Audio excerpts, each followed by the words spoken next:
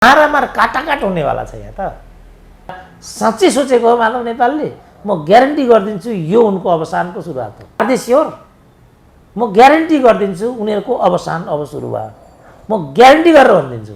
त्यो प्रेम आर्यलाई मन्त्री नभई नहुनु पर्ने, किसान श्रेष्ठलाई मन्त्री नभइकन नहुनु पर्ने, नारायण काजीलाई पनि मन्त्री नभइकन नहुनु पर्ने, प्रचण्डलाई आफ्नो बुहारी नबनाइकन नहुने होला। माधव कुमार नेपालको समस्या त्यही छ। अब मेटमणि चौधरीलाई हुनै पर्ने होला। अब कतिजनालाई बनाउने त? अब कुनै के बन्दीको कुरा आइसक्यो, शम्भु थापालाई पनि बनाउनै पर्ने होला जसले यो सिस्टम ल्याइराखेको छ। अनि भरे चाहिँ त्यसो गर्दा रामकुमारी पनि नहुने हुन् कि? 25वटा मात्रै छन् टुक्रा। अब त्यसमा पनि याकुलो कसले खाने, मुटु कलेजु कसले खाने, फिलो कसले खाने भन्ने कुरा भरे एउटालाई पुछ्रे मात्रै पर्यो भने त मलाई यस्तो सम्झेको भन्ला। फेरि प्रचण्डले भनेकै छ अब माधवजी त्यहाँ जानुहुन्छ, सम्भव भयो भने त्यो पार्टी क्याप्चर गर्नुहुन्छ, सम्भव भएन भने त्यहाँबाट ब्रेक गरेर आउनुहुन्छ। हाम्रो लभ परिसकेको छ, हामी एकाकार हुन्छौँ। हाम्रो लभ परिसकेको छ, अदालतले हामीलाई वैवाहिक बन्धनमा बाँध्न दिएन। विचार पनि आफ्नै लागि, स्रोत पनि आफ्नै लागि, लोकतन्त्र पनि आफ्नै लागि, अर्काको दल पनि आफ्नै लागि हुँदा हुँदा त्यहाँ पुगे। एमाले पनि अब आफ्नो लागि हुन्छ भने ठिकै छ, हुँदै भने तोड्दे भाइ। यसमा त 1000 जिब्रो भएको शेषनाग अथवा यिनीहरूका जो युनिभर्सिटीका टिके प्रोफेसरहरू छन् राजनीतिक शास्त्रले, तिनीहरू मात्रै भन्न सक्छन्। म भन्न सक्दिनँ बाबु, यो यस्तो गम्भीर प्रश्न मलाई नगरेनुहुन्छ, म सक्दिनँ। के भन्ने यसमा? अब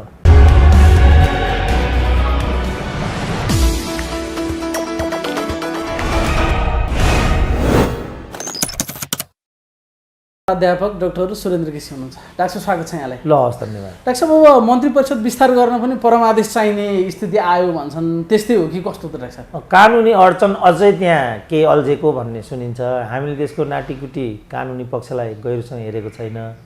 खालि यिनीहरूले एउटा भनौँ न अशोभनीय शैलीमा, यो डकैती शैली भने नि हुन्छ होइन, अर्काको पार्टी तोडेर अनि त्यहाँका सांसदहरूलाई मेरा भए भनेर तिनीहरूको आधारमा बहुमत पुग्यो भन्दै अनि तिनीहरूलाई मन्त्री बनाउँछु भन्दै मन्त्री पदको हरियो घाँस देखाउँदै मैले भनेको थिएँ नि, यो चाहिँ प्रतिगमन हो है भनेर। त्यतातिर राजनीति लैजाने, किनभने कहिल्यै पनि के हुन्छ अरे भनेदेखि जब मान्छेले अपराध गर्छ अरे एउटा न एउटा दोषी चाहिँ छोडिहाल्छ अरे। त्यसकारण ज्यानमारा अपराधी कहिल्यै पनि चाहिँ उन्मुक्त हुन सकेको, बच्न सकेको पाइँदैन। 25 वर्षमा पक्राउ पर्यो भन्ने सुन्छौँ नि हामी।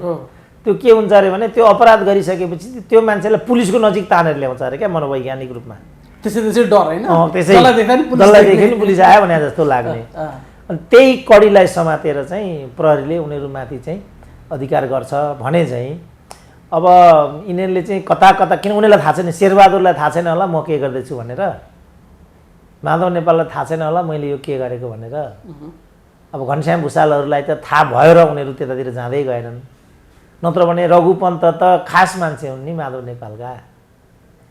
अब घनश्याम भुषालको, युवराज गेवालीको, यिनीहरूको आफ्नै व्यक्तित्व भए पनि रघुपन्त त वास्तवमा माधव नेपालका सेटेलाइटै हुन् नि। उनी त एउटा पत्रकारिताको क्षेत्रबाट डेभलप भएका। अब माधव नेपालले नै अगाडि बढाएको हो नि त रघुपन्तलाई। जस्तो बेदुराम भुषाल त बिचरा 12 वर्ष जेलै बसेका हुन्, किनभने पोलिटिकल पर्सनालिटी बन्न पनि सजिलो छैन नि। यहाँ अहिले जसलाई पनि टिको लाएर बनाइदिने प्रचलन आएको हुनाले के हो र यो भन्ने जस्तो कुरा भयो।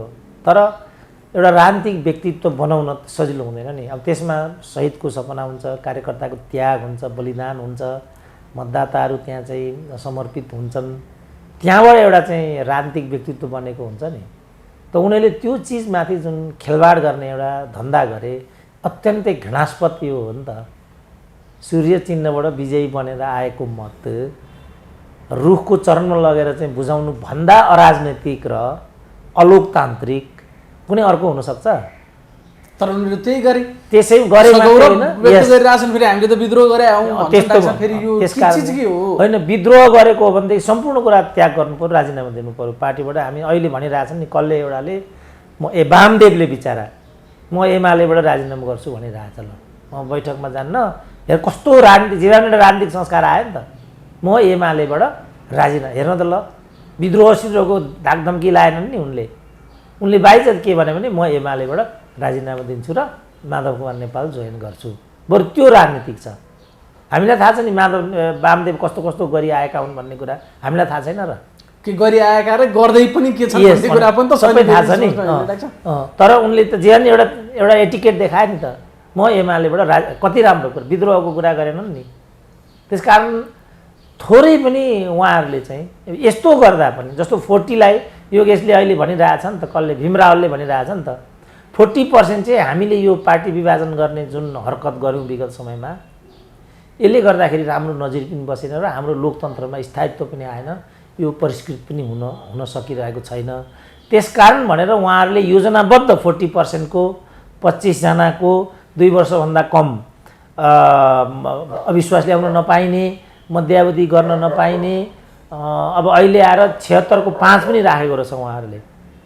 यो सबै क्रोनोलोजिकल आफूले जुन अन्तरिम कालमा 63 देखि यता यो संविधान जारी हुनुभन्दा उता जे राजनीतिक हरकत र हत्कण्डाहरू उनीहरूले अपनाए, जस्तो शेरबहादुरले त एकपटक लोकतन्त्र मात्रै बुझाएनन् कि 68 सदस्यीय क्याबिनेट अमेरिका गएको बेला तपाईँले के गरेको यस्तो भने नि त्यहाँका नेपाली काङ्ग्रेसका कार्यकर्ताहरूले। होइन संविधान अनुसार पनि 10% गराउन पाइन्छ, म गर्छु तिमीले भनेर हुन्छ भनेर आए। त्यहाँबाट फर्केर आएर चाहिँ 600 को 10 60 सदस्य हुनुपर्नेमा उनले 67 सदस्यीय क्याबिनेट बनाए। यो भाषामा उनीहरूले चाहिँ लोकतन्त्रको उपहास, लोकतन्त्रको दुरुपयोग, छोरी बुहारी स्वास्नी त गरेकै थिए, यो पनि यिनीहरूले गरिआएको विगत त यिनीहरूसँग रहेको रहेछ नि त। तर त्यस्तो किसिमको अभ्यास चाहिँ वास्तवमा लोकतन्त्रको विरुद्ध हो। हामीले यो आवाज दिएकोमा हामीलाई नै प्रतिगमनको आवाज भनेर लगाइदिए। त्यसकारण अब सिङ्गो समाज नै जागरुक हुनु पर्यो। मैले मिडियाका साथीहरूसँग पनि मेरो बारम्बार तपाईँहरूको यो भएन, तपाईँले बढी पार्टिसन गर्नाले के भयो, तपाईँहरूको नियोजित विचार मात्रै तल गएपछि, जस्तो अहिले भनौँ न खगेन्द्र सङ्ग्रौलाले चाहिँ नारायण काजी, देव गुरुङ, कुन चाहिँ अर्को एउटालाई यो मन्त्री पद भनेको तिमीहरूको बाबुको वीरता हो र भनिरहेछ होइन। प्रचण्डलाई त भन्न सकेन नि त उनले। भोलि प्रचण्ड कि बुहारी भइन् भने के भन्छन् त खगेन्द्र सङ्ग्रौला। अब म त्यो पर्खेर बसिरहेको छु क्या। जुन दिन बिना मगरले झन्डा हल्लाउँछ त्यो दिन खगेन्द्र सङ्ग्रौलाको प्रतिक्रिया हेर्न प्रतीक्षामा हुनुहुन्छ डाक्टर। अहिले पनि यी 3 जनाको मात्रै नाम आएको छैन, बिनाको पनि सँगसँगै नाम आएको छ। छुट्याइकन खगेन्द्र सङ्ग्रौलाले ती 3 जना निरीह माथि मात्रै। अब के हो, मैले नारायण काजीसँग सोधेको छैन। नारायण काजी मानिलिउँ मन्त्री पदको लागि मरिहत्ते गरेका छन् भन्ने जस्तो गरेर उनको बाहिर बदनाम गरिएको छ। मैले उनको एउटा लेख चाहिँ पढाएको थिएँ। त्यो लेखमा उनले चाहिँ एउटा पद्धति बसाउँ, हामीले जुन प्रतिगमन भनेर अहिलेको अवस्था ल्यायौँ, त्यो अवस्था ल्याउनुको औचित्य सिद्ध गर्नुपर्छ र हामीले एउटा सच्चरित्र चाहिँ देखाउन सक्नुपर्छ भन्ने उनको त्यो लेखको चाहिँ सार थियो। अब एउटा नेताले, त्यो तहको नेताले भनेको त्यो कुरामा त मेरो विचारमा सच्चाइ पनि हुनुपर्ने हो, सैद्धान्तिक रूपमा हुनुपर्ने हो। तर अहिले यहाँ के भयो भने अत्यधिक बदनामी उनको, मानिलिउँ सम्पूर्ण रूपमा चाहिँ नारायण काजीले मन्त्री पदको लागि मात्रै कोकोहलो गरिरहेको छ भने जस्तो गरेर चाहिँ बदनाम गरिएको छ। त यो तरिकाले एक थरीलाई योजनाबद्ध खुइल्याउने र सिद्ध्याउने, एक थरीलाई चाहिँ योजनाबद्ध चाहिँ प्रवर्धन गर्ने र विकसित गर्ने र उज्यालो छवि मात्रै जनसमक्ष ल्याइदिने यो कुरा भइरहेकोमा खगेन्द्र सङ्ग्रौला जस्ता हामीहरू जस्ता मानिसहरूले पनि त्यस्तो किसिमको पक्ष पोषण मात्रै गरिदिने हो भने तल मास मिसलिडिङ हुन्छ। बौद्धिकै त्यस्तो धन्दामा लागिसके पछाडि अब मासलाई त्यो बौद्धिकका कुरा सुनेर धारणा बनाउने धेरै ठुलो मास छ नि त हामीसँग छैन डाक्टर। नबनाए पनि हाम्रा पनि कर्तव्य छन् नि त, हाम्रो पनि दायित्व छ, हाम्रा पनि कर्तव्य छन्, हाम्रा पनि आवाजहरू छन्। अनि त्यसलाई अथेन्टिक मान्ने मास त ठुलो छ नि त डाक्टर साहब। सुरेन्द्र केसीले भनेको, डाक्टर सुरेन्द्र केसीलाई उद्धृत गर्दै भनेर मान्छेले यहाँ बोलिरहेछन्, खगेन्द्र सङ्ग्रौलालाई त्यसै गर्लान्, अर्कोलाई त्यसै गर्लान्, अनि त्यसरी मिसलिड गर्न पाइन्छ त? बस त्यो एकदम त्यो मेरो भनाइ नै त्यही हो। जस्तो सङ्घीयताको बारेमा, आत्मनिर्णयको बारेमा, जस्तो यही भनौँ न, शङ्कर पोखरेलमाथि मन्त्रालय डिभिजन गरेर मन्त्रीको सङ्ख्या बढायो भन्ने आरोप लाग्यो होइन। 9बाट कति 10 कति बनाए, अब अहिलेकाले फेरि 13 बनाए। अब मन्त्रालय तोडफोड गर्ने एउटा हरकत चाहिँ बढेको अघि मैले भने नि माथि 40% को कुरा, 25 जनाको कुरा, मध्यावधि हान्न नपाइने कुरा, 2 वर्षभन्दा कममा चाहिँ अविश्वास ल्याउन नपाइने कुरा, यो विगत 10 वर्षको अनुभवको आधारमा यो संवैधानिक परिकल्पना गरिएको हो नि त। अब यो रोग विस्तारित हुँदै हुँदै हुँदै तल पनि गएर प्रचण्डको केमा गौरव छ भने जसरी तहस नहस भएको छ केन्द्र, अब यो सबै प्रदेशहरूमा पुग्छ र म आगौँ सबैलाई म देखाइदिन्छु। अब यो कस्तो किसिमको हुङ्कार हो भनेको नि मैले। आगो आगो आजभोलि त शब्दै आगो भन्दा तलतिरको त आउनै छोडो प्रचण्डको त। यो कस्तो, यसले के मेसेज दिन्छ? मुख्य कुरा चाहिँ के भने, मुख्य कुरा उहाँले 2.5 वर्ष जो छोड्नुभयो त्यहाँ हो नि गल्ती। त्यसपछि उहाँहरूले चाहिँ यो जुन वाम पन्थमा आएको 2/3 बहुमतलाई उहाँहरूले दाहिने देब्रे गर्ने हो भने त जानुपर्ने त जनतामै हो नि त। मध्यावधिभन्दा कुनै अर्को विकल्प छैन, अहिले पनि छैन। यस कहिले पनि छैन। अहिले देखिरहनु भएको छ त, 2 महिना भइसक्यो सरकारै बनाउन सकिएको छैन। अब जानी एउटा पार्टीलाई तहस नहस पार्ने कुरा भयो। स्पिकरको नाङ्गो नाच हामीले त्यहाँ देखिराखेका छौँ। यो जम्मैले त केपी ओलीको कदमको औचित्य सिद्ध भयो कि भएन? यो भन्यो भने केपी ओलीसँग लगेर जोड दिन्छन्। यो केपी ओलीसँग सम्बन्धित विषयवस्तु पनि छैन, यो भोलि के गर्छौँ भन्ने कुरासँग सम्बन्धित। यो त भोलिको लागि बोलेको हामीले होइन। विश्लेषण गर्दाखेरि पात्र त्यहाँ केपी ओली आइपुग्यो होला या शेरबहादुर प्रचण्ड जोसुकै आइपुग्नु। डाक्टर साहबले त प्रवृत्तिको विश्लेषण गरे होइन र? मेरो चाहिँ जस्तो यही भनौँ न, जस्तो अध्यादेशको विरुद्धमा यो आयो होइन त, अनि अहिले आएको अध्यादेशलाई के भन्ने? उहाँहरूले के भन्नुभयो, त्यो लोकतन्त्रको विरुद्धमा थियो, यो लोकतन्त्रको पक्षमा छ। त्यसो भने मध्यावधि एउटा मात्रै लोकतन्त्र विरुद्धमा, अरू जम्मै पक्षमा हो त? यही निष्कर्ष हो। मध्यावधि भनेको त के हो भने गैर संवैधानिक काम मात्रै हो। केपी ओलीको गैर संवैधानिक काम गरे बापत के सजाय पाउने हो त्यो मात्रै दिनुपर्छ। तर प्रधानमन्त्री पद र राष्ट्रपति पदको हुर्मत लिन पाइँदैन, न व्यवस्थाको हुर्मत लिन पाइन्छ। यो त लार्जली व्यवस्थाको पक्षमा गयो नि तर्क। होइन, भन्दै केसम्म भने डाक्टर साहबले भन्नुभयो कि केपी ओलीले ल्याएको अध्यादेश चाहिँ त्यो प्रतिगमनै थियो त्यो, अनि हामीले त्योभन्दा कम अझ 20% त्यो पनि वा राखिदिएर ल्याएको चाहिँ फेरि यो लोकतन्त्र रक्षाको लागि हामीले ल्याएको भन्छन् बा। अब केही डिबेट छ त यसमा? यसमा त 1000 जिब्रो भएको शेषनाग अथवा यिनीहरूका जो युनिभर्सिटीका टिके प्रोफेसरहरू छन् राजनीतिक शास्त्रले, तिनीहरू मात्रै भन्न सक्छन्। म भन्न सक्दिनँ बाबु, यो यस्तो गम्भीर प्रश्न मलाई नगरिनुहुन्छ, म सक्दै सक्दिनँ। के भन्ने यसमा? अब त उनीहरू त भनिरहेको छन् नि त डाक्टर साहब, हाकाहाकी दिउँसै भनेको माइकबाट केही मसँग केही हुनै सक्दैन। किनभने मैले देख्दा म भन्दैछु यो चाहिँ प्रतिगमन हो भन्छु म, किनभने यो लक्ष्य गरेर ल्याइएको छ र खुल्लम छ। भनौँ न 14 जना सांसदहरू भनौँ न, यसमा हुइप लाग्दैन भनेको दलीय व्यवस्था नि हुइप लागेन भने कहाँ हुइप लाग्छ त? निष्क्रिय बनाउने रे। अब फेरि पर्टिकुलर एउटा सब्जेक्टलाई टार्गेट गरेर तँलाई हाल्छु, तँलाई सिद्ध्याउँछु अनि फेरि बन्द गर्छु भने जस्तो भनिरहेको छ। होइन त्यति होइन, अब त फेरि के लाग्यो, अर्को ल्याउने अरे। फेरि यहाँ पो अर्को पनि निष्क्रिय त छँदैछ, अर्को फेरि ल्याउने अरे। त्यहाँ के कानुनी व्यवधान भयो अरे? जस्तो अब यिनीहरूले, जस्तो अब अहिले पनि यो जुन केपी ओली विषयमा अदालती रूपमा बबन्डर गर्ने जुन वकिल हो, अब ती वकिललाई पनि उनीहरूले मन्त्री बनाउनु पर्ने भयो अरे होइन? अब 6 महिनाभन्दा बढी त त्यस्तो प्रकारको हिसाब बढाएको व्यक्ति मन्त्री हुन सक्दैन।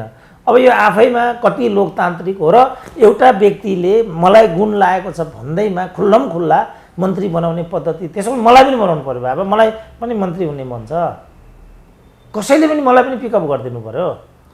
होइन, जसलाई मलाई त्यसलाई सडकबाट समातेर ल्याएर मन्त्री बनाइदिन्छु भन्ने मान्छे तिनै हुन् जो विधिका कुरा गरेर थाक्दैनन् क्या डाक्टर साहब? प्रश्न त यहाँनिर हो नि त। अब केही यसमा केही पनि जवाब छैन, किनभने त्यति बेला सूर्यबहादुर थापाले भनेको थिए यसरी 6 महिना यही एमाले भन्नेले गरेको थियो, यिनै माधव नेपालले गरेको। यो मन्त्री भनेको 6 महिने प्रोजेक्टको एमडी जस्तो होइन भनेर सूर्यबहादुर थापाले भनेको थियो त्यति बेला। र यिनीहरूको यही हरकतलाई प्रयोग प्रयोग गर्न पुग्दा 3 वर्ष नपुगी पञ्चायत गएको 4थो वर्ष नपुगिकन भट्टाभट पञ्चहरू मन्त्री प्रधानमन्त्री हुन थालेर यिनीहरू साह्रो गाह्रो पर्दाखेरि राजनीतिको शिक्षा दीक्षा लिन सूर्यबहादुरकामा पुग्थे। यस्ता निर्लज्ज मान्छेहरू हुने यिनीहरू। त्यति बेला गिरिजाले भनेको थिए लोकतन्त्रमा कसैको पनि पराजय हुँदैन, प्रजातन्त्रमा सबैको विजय मात्रै हुन्छ र यो जित पञ्चको पनि हो भन्ने बित्तिकै तल ढुङ्गा मुढा हानिहालेका थिए खुला मञ्चमा। नभन्दै 4थो वर्षमै लोकेन्द्र बहादुरलाई बोकिहाले, यही एमाले भन्नेले बोकेको। सबैभन्दा त्यहाँभित्रको रियाक्सनरी डफ्फाको प्रवक्ता डाक्टर मोहम्मद मोहसिन भन्नेलाई, त्योभन्दा पनि पहिला हाम्रो राजेश्वर बाबुलाई नै एमालेकै कोटाबाट चाहिँ अप्पर हाउसको चाहिँ सांसद बनाइयो, मोहम्मद मोहसिनलाई अध्यक्ष नै बनाइयो र पञ्चहरूमध्ये पनि सबैभन्दा यथास्थितिवादी चिन्तन भएको भनिएका लोकेन्द्र बहादुरलाई चाहिँ एमालेको उम्मेदवारको रूपमा प्रधानमन्त्री बनाइयो। यी सबै प्रतिगामी भएनन्, यी सबै लोकतन्त्रवादी नै भए। केपी ओली प्रतिगामी भइदिए गाँठे। कस्तो अचम्मको कुरा भयो यहाँ त। म पो केपी ओलीको प्रवक्ता हुन आँटिसँगै हेर्दा हेर्दै छक्क पर्छु म। मैले त गुण र दोषको आधारमा मान्छेको प्रवृत्ति मात्रै बाहिर ल्याइदिएको हो। मैले त हिजो भनेको थिएँ जुन बेला नेपाली काङ्ग्रेस प्रमुख प्रतिपक्षमा पुग्यो त्यस बेला मैले भनेको थिएँ साथी म चाहिँ अब काङ्ग्रेस भएँ भनिहालेँ मैले। किनभने सत्तापक्ष निरङ्कुश हुन्छ होला, यसलाई सन्तुलन गर्नुपर्छ भन्ने हिसाबले मात्रै त्यति नेपाली काङ्ग्रेस भनेको म प्रतिपक्ष आवाज हुँ भनेर सिम्बोलिक रूपमा भन्नुभएको डाक्टर अनि त्यति बेला कतिले त काङ्ग्रेसै भयो भनेर नि त्यति बेला म त्यति जान्ने भइरहेको। पछि चाहिँ मैले सैद्धान्तिकीकरण गरेर अहिले चाहिँ म के भन्न थालेँ भने हामी पनि त क्रमशः परिष्कृत हुँदै जाँदा रहेछौँ नि त। नेताहरू मात्रै बाठो हुँदो रहेछ भन्ने कुरा होइन। नेताहरू त जहाँ गएर टाँसियो पनि उनीहरू पुष्टि गरिदिन्छन्। जस्तो आदि सचिव भनेको त माधव कुमार नेपालले नै हो नि त। ज्ञानेन्द्र उनीहरूलाई मन्त्री बनाउने बित्तिकै त आदि सचिव हो नि त। उनीहरूको त यो शैली हो नि त। आफू भएपछि चाहिँ आदि होस् पुरा होस् सच्चिहाल्छ, आफू नहुने बित्तिकै बिग्रिहाल्छ। यो चिन्तनबाट आयो नि त साथीहरू। त्यस कारणले लोकतन्त्रमा चाहिँ सम्पूर्णले स्पेस पाउनुपर्छ र सबै कुराहरूमा चाहिँ हामीले उदात्त भावना राख्नुपर्छ। त्यो सङ्कीर्णता चाहिँ लोकतन्त्र हुनै सक्दैन। उदात्तता नै लोकतन्त्र हुनसक्छ र लोकतन्त्रमा जनता नै निर्णायक हुन्छ। त्यस कारण म बारम्बार उदाहरण दिइरहन्छु नि। केपी ओलीलाई बहिर्गमन गराउने टेक्निक र डोनाल्ड ट्रम्पलाई बहिर्गमन गराउने टेक्निकलाई हामी हेरौँ। उनीहरूको चाहिँ वास्तवमा लोकतान्त्रिक टेक्निक हो। जनताका माध्यमबाट डोनाल्ड ट्रम्पलाई चाहिँ किनारा लगाइदिए। सिद्धो नि त्यहाँ पनि महाभियोगको कुरा भन्थे, फलानु भन्थे, तिलानु भन्थे, सबै हरायो नि। कहाँ गयो त महाभियोग? अहिले समाप्तै बनाउँछन् डोनाल्डलाई त भन्थे, खोइ त समाप्त भए डोनाल्ड। अब हाम्रो यहाँ चाहिँ अब जुन विधिबाट केपी ओलीलाई किनारा लगाउने काम भयो मैले देख्दा त त्यसको औचित्य केही पनि छैन। खालि एउटा तुष्टि मात्रै हुन्छ कि केपी ओलीलाई ठेगान लगाइयो। केपी ओलीलाई ठेगान लगाउनुको मतलब त के भयो? एउटा 2/3 निर्वाचित प्रधानमन्त्री र एउटा दलको अध्यक्षलाई किनारा मात्रै लगाइएन कि त्यो दललाई तहस नहस पारेर सम्पूर्ण लोकतान्त्रिक मूल्य मान्यतालाई पनि तहस नहस बनाइयो। यो कसरी लोकतान्त्रिक हुन्छ भनेको मैले। किन भोलि यही चिज काङ्ग्रेस विरुद्धमा होला, यही चिज माओवादी विरुद्धमा होला, यही चिज अन्यको हकमा होला। अनि त्यो बेला हामीले कसरी बोल्ने त? त्यति बेला भन्नु पर्यो यो एमालेको कुरा थियो छोडिदेऊ, एमालेको यस्तै हुन्छ कि भन्नु पर्यो।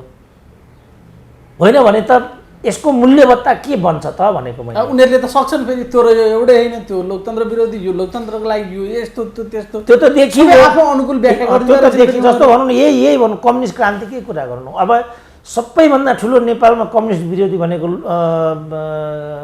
शेरबहादुर होइन, पोलिटिकल्ली पनि शेरबहादुर हो, प्रतिस्पर्धीका दृष्टिकोणले पनि शेरबहादुर हो।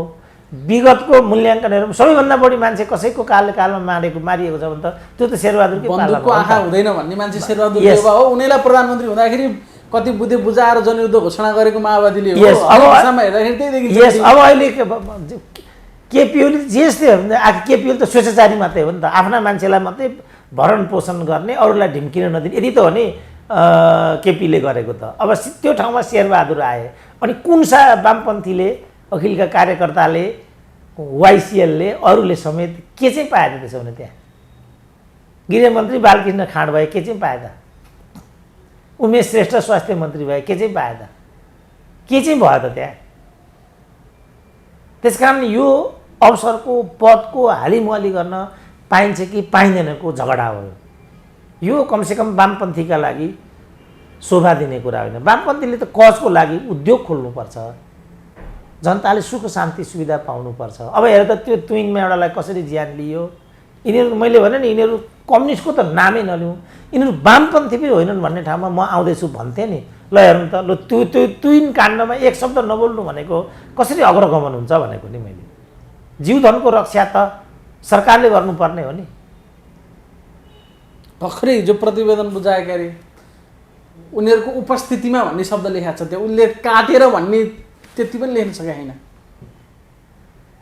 अब उपस्थितिमा मात्रै भने पनि मैले लेख्दा ठुलै कुरा त्यो पनि ठुलै भयो एकदम। किनभने उपस्थिति भनेपछि देख्दा देख्दै कसैले मार्यो भन्ने हो नि त।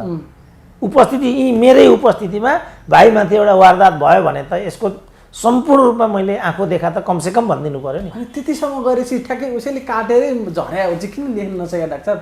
अनि त्यो यिनीहरू त्यसै आत्तिएका। मैले चाहिँ इन्डियन पक्षसँग एक दुईजनासँग इन्डियन साथीहरूसँग मेरो यो बारेमा कुरा भएको थियो। क्षतिपूर्तिको कुरा आयो भने भारत सरकार यसको लागि तत्पर हुन्छ, किनभने एसएसबीलाई यो गर्ने अधिकार हुँदैन, कोर्ट मार्सल लाग्छ भन्थे उनीहरू। यताका मान्छे त्यसै डराए। यो त त्यो धामी कि के भन्ने सांसद छ नि, के नाम त्यता बडु भन्ने, दिलेन्द्र बडुले त खुल्ला भनि नै रहेछ र उनी मन्त्री हुँदैछन् भन्ने सुनिँदैछ। फेसबुकी मन्त्री त अस्ति भएर बधाई खाइसके। अब के हुन्छ भोलि हामी हेर्दै जाउँ। तर उनले त भनिसके कि यसमा चाहिँ बिएसबी संलग्न छैन, यो दुर्घटना हो। अब बोल्नै परेन नि त। मन्त्री हुने लक्षण देखा परिसक्यो। अब त्यस बापत मन्त्री हुने लक्षण आएको हो भने त विचारणीय भयो नि त फेरि। त्यस कारणले हो यो प्रवृत्ति चाहिँ प्रतिगमन हुन्छ भनेको मैले। तर यहाँ त ठ्याक्कै उल्टो भइगयो। त्यस कारणले हामीले यो संविधानलाई चाहिँ परिष्कृत गर्न खोजेको हो भने यसलाई भुतल्ने होइन क्या, हामीले यसलाई सम्हाल्ने हो। यहाँ भुतल्ने काम मात्रै भयो। त्यही प्रचण्डको जस्तो केपीले गरेको प्रतिगमनसँग सम्बन्धित, हामीले गरेको चाहिँ अग्रगमन, त्यो प्रजातन्त्रको विरुद्ध, यो प्रजातन्त्रको पक्षमा। भनेपछि के चाहिँ प्रजातन्त्रको विरुद्धमा भयो त? एउटा शासक स्वेच्छाचारी हुन सक्छ नि त काहीँको पनि। भारतकै पनि कुरा गऱ्यो भने नरेन्द्र मोदीको एउटा स्टाइल हो, मनमोहन सिंहको अर्को स्टाइल हो, आफ्ना स्टाइल हुन्छन्। अब हाम्रो त्यति बेला दिवंगत भइसक्यो प्रणब मुखर्जी जो राष्ट्रपति भएर गए, नरेन्द्र मोदीले सबैभन्दा सम्मान गरेको राष्ट्रपति प्रणब मुखर्जी थिए। अब यहाँ राष्ट्रपतिलाई आजै अभियोग लगाउनुपर्छ, भोलि नै अभियोग लगाउनुपर्छ भन्ने कुरा हुन्छ। राष्ट्रपति त के हो, अब अहिले जे यहाँबाट सिफारिस गयो त्यसलाई सदर गर्ने काम राष्ट्रपतिको हो। त्यहाँबाट कुनै पनि यहाँबाट पठाएको कुनै पनि कागज रोकिँदैन, मै ग्यारेन्टी गरिदिन्छु। त्यो रोक्न मिल्दैन, रोकिँदैन। जो पनि रोकिएन, आज पनि कहिले रोकिँदैन, सायद भोलि पनि नरोकिएला। कहिले त्यो सम्भवै छैन। त्यो राष्ट्रपतिको त्यो क्षेत्राधिकार होइन। त्यो हिजो पनि राष्ट्रपतिले त्यही गरेको हो। र यो प्रधानमन्त्री दिएको नदिएको 76(5) सम्बन्धमा जे राष्ट्रपतिले कदम चालेको छ त्यो ठ्याक्कै यिनीहरूले बैमानी गरेर एक थरीले 149 सङ्ख्या पेश गरेको छ, एक थरीले 151 सङ्ख्या प्रस्तुत गरेको छ, जोड्दा 307 हुन्छ। हाउस 275 को छ। त्यसपछि यसको प्रमाण पुगेन भन्ने निर्णय गरेको राष्ट्रपतिले, त्यो केपीको पक्षमा देखियो भन्ने कुरा सत्य हो। तर यो कारणले त्यो गरे। तर राष्ट्रपति कार्यालयको पनि यसमा कमजोरी के छ भने यो चिजलाई उसले प्रश्न पार्न सकेन वा प्रक्रियामा अलिकति परिपक्वता देखाउन सकिन्थ्यो। त्यो जस्तो ज्ञानेन्द्रले चाहिँ जुन शेरबहादुरले सिफारिस गर्दाखेरि अदालतलाई सोध्ने इत्यादि गरेपछि अदालतले मध्यावधिको सदरयोग्य छ इत्यादि भन्थ्यो। त्यही कुरालाई गर्दै गर्दै गर्दै ज्ञानेन्द्र अगाडि बढे। त्यसलाई बरु प्रतिगामी भनिएको छ, त्यसलाई प्रतिगमन भनिएको छ। जबकि प्रधानमन्त्रीको सिफारिस अनुसार त्यो निर्णय चाहिँ ज्ञानेन्द्रले गरेको छ। त्यसलाईसम्म प्रतिगमन भन्न नसक्नेले अब कसरी केपी ओलीलाई प्रतिगमन भन्न सकेको? केपी ओलीको त ठ्याक्कै भएको स्वेच्छाचारिता मात्रै हो, जबरजस्ती हो। त्यो उनलाई सबै दण्ड दिए पनि मलाई केही भन्नु छैन, तर प्रतिगामी भन्नु उपयुक्त हुँदैन। त्यो प्रतिगमन होइन। प्रतिगमन हुन्थ्यो भने उनीहरू त्योभन्दा बढी प्रतिगमन यदि त्यो हो भने त्योभन्दा चर्को भएर त उनीहरू निस्किसके। अध्यादेशबाट कहाँ निस्केको छ? अब निस्किन्छ। अहिले कहाँ निस्किन्छ? अध्यादेश त निस्क्यो नि डाक्टर साहब। होइन, अध्यादेश निस्क्यो त अब खालि एउटा दल फुटाउने काम मात्रै हो, होइन? अब भोलि के हुँदै जान्छ तपाईँ हेर्नु होला। अब हरेक स्वार्थ अनुसारको चाहिँ विनियम चेन्ज गर्नुपर्ने हुन्छ। जस्तो केपी ओलीकै पालामा पनि रातो धुनको लागि स्नातक चाहिने भन्ने रहेछ। एउटा अध्यादेश ल्याए मन्त्री भएको हकमा नपर्ने भनेर। यो समस्या त यिनीहरूलाई पनि हुन्छन् नि। अनपढ र गँवारहरू त यहाँ पनि छन् होला नि त। तिनीहरूलाई पनि त भोलि बनाउनु पर्छ होला नि त। फेरि अध्यादेश ल्याउनु परेन वा विनियम चेन्ज गर्नु पर्यो। प्रचण्डको पालामै यही भएको थियो। सुशील कोइरालाको पालामा प्रधानमन्त्रीको पिए हुनको लागि मिनिमम स्नातकको उपाधि हुनुपर्ने भन्ने रहेछ। प्रचण्डले आफ्नो छोरालाई बनाउनु पर्ने थियो, प्रधानमन्त्रीको स्वकीय सचिव जति पढे पनि हुने भन्ने ल्याइदिए। यो त आम प्रवृत्ति हो नि। त्यसैलाई टेकेर त केपी ओलीले त्यो हरकत गरेका हुन् नि। जस्तो भनौँ न, अब उहाँ चाहिँ हङकङमा चाहिँ माधव कुमार नेपालले महावाणिज्य दूत बनाए, प्राविधिक क्षेत्रको नहुने भन्ने रहेछ। प्राविधिक क्षेत्रकोले पनि त्यो पनि अवरोध नहुने भनेर विनियम चेन्ज गराइदिए। त्यो र वा भनेको यो बिचरा केपीओले सबै कहाँ थाहा पाउँछन् र? भने सबैले गर्ने चाहिँ त्यही रहेछन् होइन डाक्टर साहब? आफूलाई जे सजिलो हुन्छ, जे आफूलाई गर्नु परेको छ गर्ने त्यही हो। गरेको छैन सरकारले त। गर्दा गाली गर्ने। जसले पनि त गरेको छ नि त। ल शेरबहादुरकी सरकार कसले ढालेको त? एमाले ढालेको हो त। आफ्नै दुईटा काङ्ग्रेस एब्सेन्ट भएर त्यो सिकाउने को गिरिजा। पछि त्यही हतियारलाई जस्तो भनौँ न, शेरबहादुरले विभागलाई अहिलेसम्म पूर्णता दिएको छैन नि।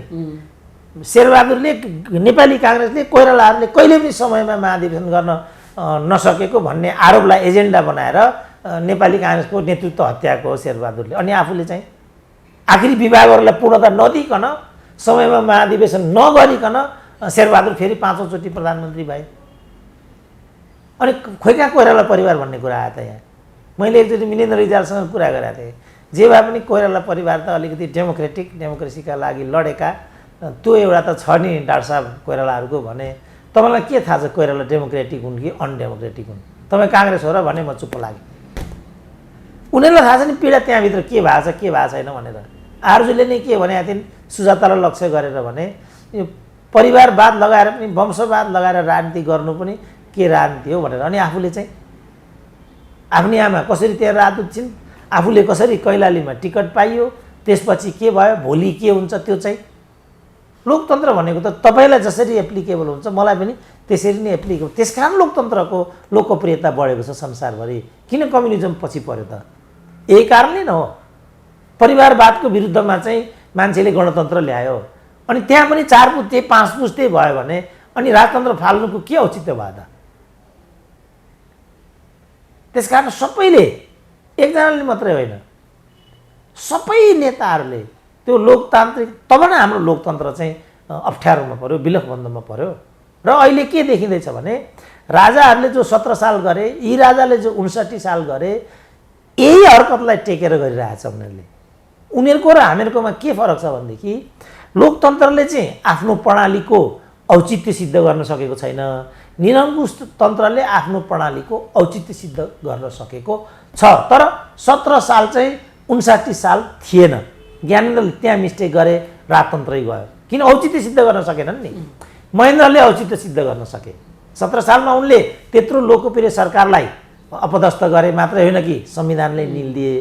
तर त्यसको प्रतिफल यो देशले पायो। पूर्व पश्चिम राजमार्ग त्यही बेला बन्यो, कोदारी राजमार्ग त्यही बेला बन्यो, टली बस त्यही बेला बन्यो, बाँसबारी छाला जुत्ता त्यही बेला बन्यो, पछिल्लो कालमा भ्रिकुटी कागज कारखाना बन्यो, गोरखकाली रबर उद्योग बन्यो, धनगढी पुगेपछि रोजिन एन्ड ट्रपन्टाइन बन्यो, 5 विकास क्षेत्रमा चाहिँ औद्योगिक क्षेत्रहरू बने, बालाजुत औद्योगिक क्षेत्र, पाटन औद्योगिक क्षेत्र, धरान औद्योगिक क्षेत्र, धनकुटा औद्योगिक क्षेत्र, मोरङ औद्योगिक। बाफ्रे आँसु आउँछ त्यो सबभन्दा मलाई त।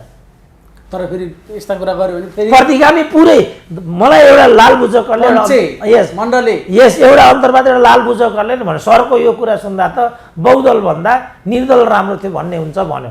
अङ्ग्रेजीमा एमए पढेको छु भन्छ, क्रान्तिकारी हुँ भन्छ, यस्तो कुरा गर्छ। हामीले त मार्क्सवाद कसरी पढेका थियौँ भनेदेखि पुँजीवादले पनि कहिलेकाहीँ क्रान्तिको प्रवृत्तिलाई प्रवर्धन गर्छ। मार्क्सको व्याख्या हो। जसरी चाहिँ औद्योगिकरणले, पुँजीवाद भनेको त औद्योगिकरण हो। औद्योगिकरणको क्रममा चाहिँ एकपछि अर्को कल कारखाना उद्योग धन्दाहरू खुल्न थाल्छन्। त्यहाँ काम गर्ने चाहिँ एकपछि अर्को मजदुरहरूको सङ्ख्या बढ्न पुग्छ र त्यो मजदुरहरूको सङ्ख्या चाहिँ एउटा सैनिक जत्था जस्तो हुन पुग्छ र त्यही सैनिक जत्थाले चाहिँ पुँजीवादी व्यवस्थालाई चाहिँ खाइदिन्छ। यसरी परोक्ष रूपमा पुँजीवाद पनि समाजवादको लागि कारक तत्त्व हुन्छ भनेर हामीले बुझेको मार्क्सवाद त यो हो। अब यहाँ हौँ, पञ्चायतले चाहिँ आफ्नो व्यवस्थालाई सुदृढ गर्नको लागि नै सही, तर उद्योग कल कारखाना खुल्यो भने त त्यो देश र जनताको विरुद्धमा छैन नि। जे एउटा अभिव्यक्तिको स्वतन्त्रता, दल खोल्ने स्वतन्त्रता हामीले हासिल गर्नुपर्ने, त्यसलाई पो यसले रोकेर राख्यो। तर मुलुकको औद्योगिकरणको प्रक्रिया, पूर्वाधार निर्माणको प्रक्रिया, हाम्रो चाहिँ जुन हाम्रो ल्यान्ड लक्ड जियो पोलिटिक्स हो, त्यसलाई चाहिँ चीनसँग जोड्ने कुरा, पूर्व पश्चिम राजमार्गबाट मेची महाकाली नेपालीहरूलाई जोड्ने कुरा, अनि त्यो त जुनसुकै सिस्टमले गरेको भए पनि त प्रगतिशील कदम हो नि त। त्यसकारण हाम्रा पालामा चाहिँ के भन्थे भने सामन्ती व्यवस्थाभन्दा पुँजीवादी व्यवस्था एक कदम प्रगतिशील हो। किन प्रगतिशील हो भने त्यहाँ त मजदुरको अधिनायकत्व त हुँदैन, जनताका आवाजहरू त त्यहाँ प्रवर्तित हुँदैनन्, तर अभिव्यक्तिको स्वतन्त्रता त ग्यारेन्टी हुन्छ नि, दल खोल्न पाउने स्वतन्त्रता त ग्यारेन्टी हुन्छ नि। त यही सन्दर्भमा चाहिँ 35-36 सालको जो जनमत सङ्ग्रह बहिष्कार गर्ने भन्ने कुरा पार्टीको नीति आयो, यी तर्कहरू अगाडि लिएर आउँथे। पञ्चायतलाई ढाल्ने कुरा चाहिँ प्रगतिशील हुन्छ, त्यसकारण हामी पञ्चायतको विरुद्धमा उभिनुपर्छ। जनमत सङ्ग्रह बहिष्कार गर्ने कुरा चाहिँ प्रकारान्तरले गएर पञ्चायतलाई समर्थन गर्ने हुन जान्छ भन्ने कुरा आयो। आखिरी त्यही एजेन्डाले पनि 39 सालमा सिपी मैनाली चाहिँ अपदस्थ हुनु पर्यो, किनभने यो आवाजको नेतृत्व त सिपी मैनालीले गरेको थियो त्यहाँ त। अरू केही कारण अब अहिले यो यिनीहरू सबै भन्दैछन् मलाई माधव नेपालले यही हालत बनाएको थियो, फलानु गरेको थियो भनेर अहिले उनीहरू रुँदैछन्। अरू कारण अब अहिले कतिले त माधव नेपालको अहिलेको यो झगडा अहिलेको होइन, मदन भण्डारीसँगको आक्रोश भन्छन्। ऊ झलनाथलाई पनि त्यहाँ, किन झलनाथलाई त मदन भण्डारीले काम नलाग्ने भनेर नेतृत्वबाट पञ्चाइदिएका थिए। त अहिले उनीहरूले भन्न थाले नि त, जनवाद त बोक्नै हुँदैन। त्यही बेला पनि दक्षिण प्रजापतिको टाउको भनेर रहेछन् झलनाथले त, होइन डाक्टर साहब? त्यो त ठुलो त्यति बेला त उडै आएको थियो त्यही, अनि त्यसैको जवाफमा मदन भण्डारीले उनलाई चाहिँ नेतृत्वमा ल्याएर मनमा रिस त बसिरहँदो रहेछ नि त, अहिलेसम्म बोल्न सकेनन्।